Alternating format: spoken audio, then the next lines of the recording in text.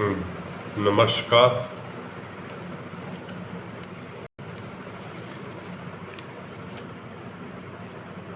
चंद्रमा पर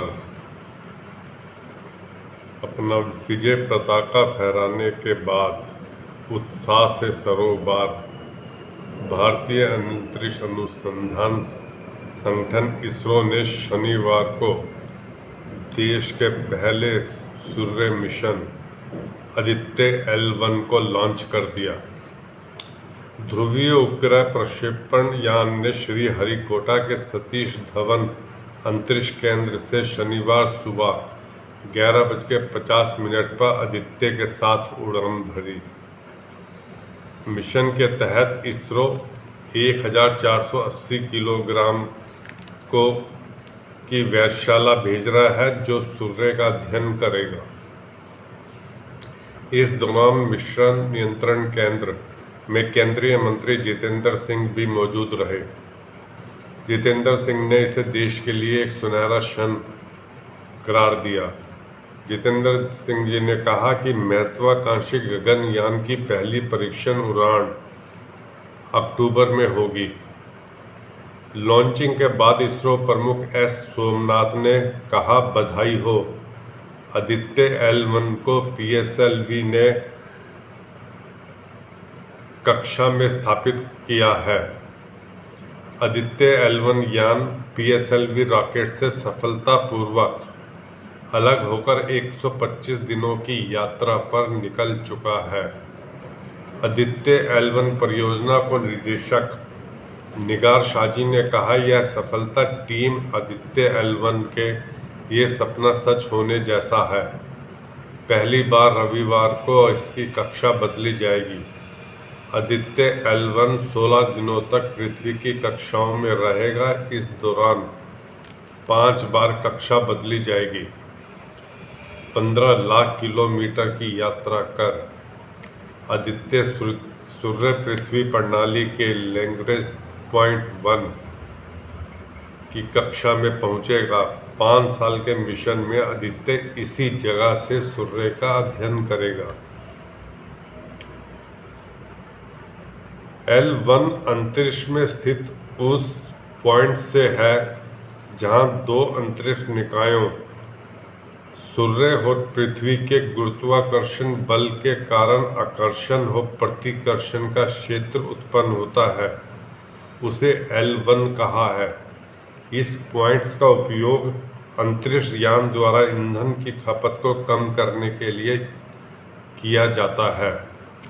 इसका नामकरण इतालवी फ्रांसीसी गणितज्ञ जोसेफ लुइस लैग्रेंज के नाम पर किया गया है। सोलर अर्थ सिस्टम में 5 लैग्रेंज पॉइंट्स है। आदित्य L1 के पास जा रहा है। L1 बिंदु के आसपास कक्षा में रखे गए सैटेलाइट से सूर्य को बिना किसी छाया, बिना किसी ग्रहण के लगातार देखा जा सकेगा। इससे वास्तविक समय में सौर गतिविधियों, अंतरिक्ष मौसम पर इसके प्रभाव को देखा जा सकेगा। L1 का उपयोग करते हुए 4 पेलोड सीधे सूर्य की ओर होंगे। शेष 3 पेलोड L1 पर ही क्षेत्रों का अध्ययन करेंगे। ये आपको बता दें, L1 में 7 पेलोड है।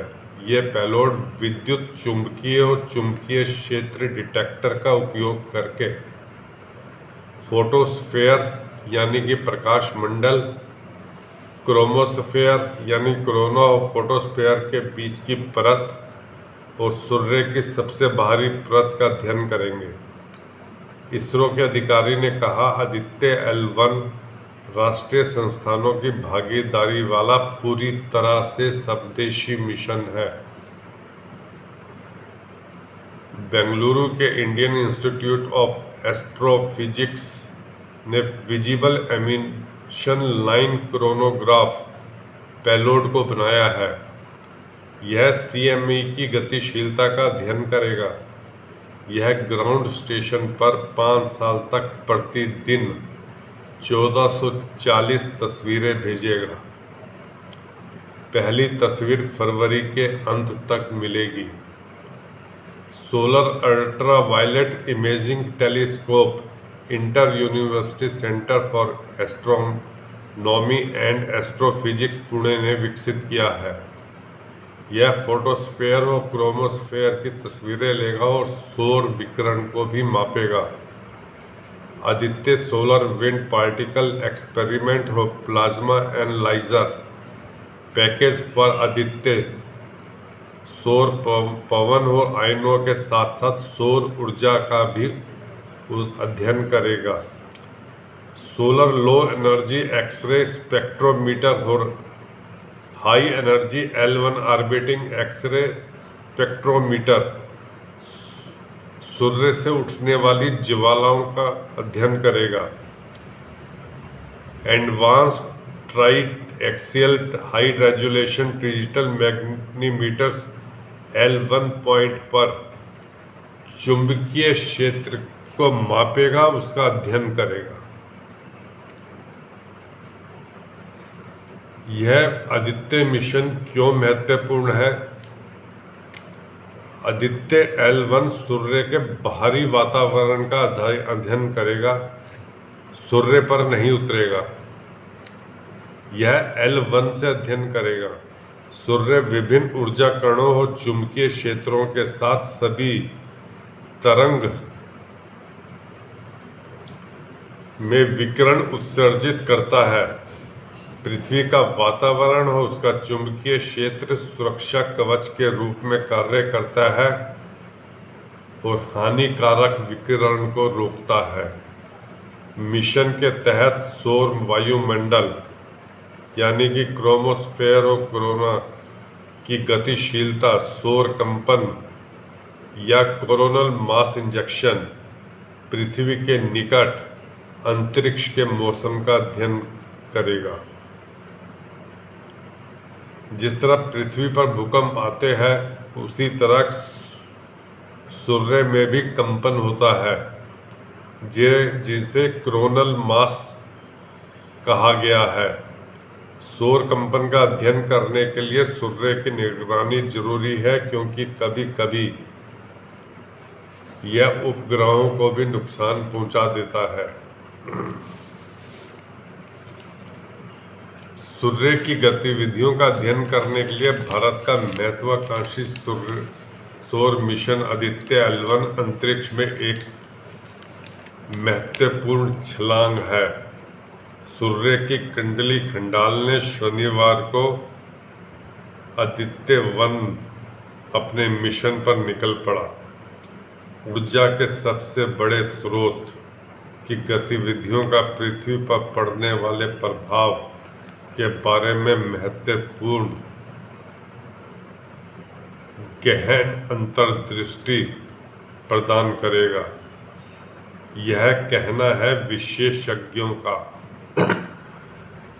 इसरो ने सूर्य के विस्तृत अध्ययन के लिए 7 पेलोड के साथ अपने पहले सौर मिशन को शनिवार को सफलतापूर्वक प्रक्षेपित कर दिया है।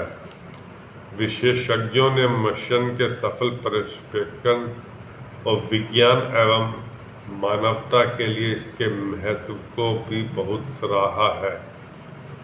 विज्ञानियों के अनुसार पृथ्वी और सूर्य के बीच 5 लैग्रेंज बिंदु यानी कि पार्किंग क्षेत्र है, जहां पहुंचने पर कोई वस्तु वहीं रुक जाती है।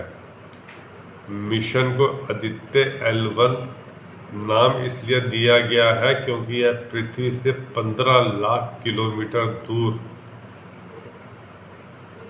लैग्रेंज बिंदु यानी कि L1 क्षेत्र है और इस क्षेत्र में रहकर यह मिशन अपने अध्ययन कार्य को अंजाम देगा। सूर्य के रहस्यों का पता लगाना बहुत ही मुश्किल है। सूर्य की सतह का तापमान 9,941 डिग्री फ़ारेनहाइट है। इसके बाहरी वातावरण का तापमान अभी तक नहीं मापा जा सका है। माना जाता है कि यह लाखों डिग्री फ़ारेनहाइट है। ऐसे में सूर्य के नज़दीक पहुंचना तो बिल्कुल ही नामुमकिन है। इस कारण आदित्य पृथ्वी और सूर्य के बीच की कुल दूरी के लगभग कुल दूरी का 1% दूरी 15 लाख किलोमीटर तक मौजूद कक्षा तक ही जाएगा। विज्ञानियों को उम्मीद है कि L1 से सूर्य के बारे में महत्वपूर्ण जानकारियां बिना किसी रुकावट के मिल सकेगी। सूर्य के प्रचंड ताप से बचने के लिए आदित्य 1 अत्याधुनिक ताप प्रतिरोधी तकनीक से भी लैस है। इसके बाहरी हिस्से पर विशेष कोटिंग है जो सूर्य के ताप से इसे बचाएगा। इसके अतिरिक्त मजबूत हीट शील्ड और अन्य उपकरण भी लगे हैं।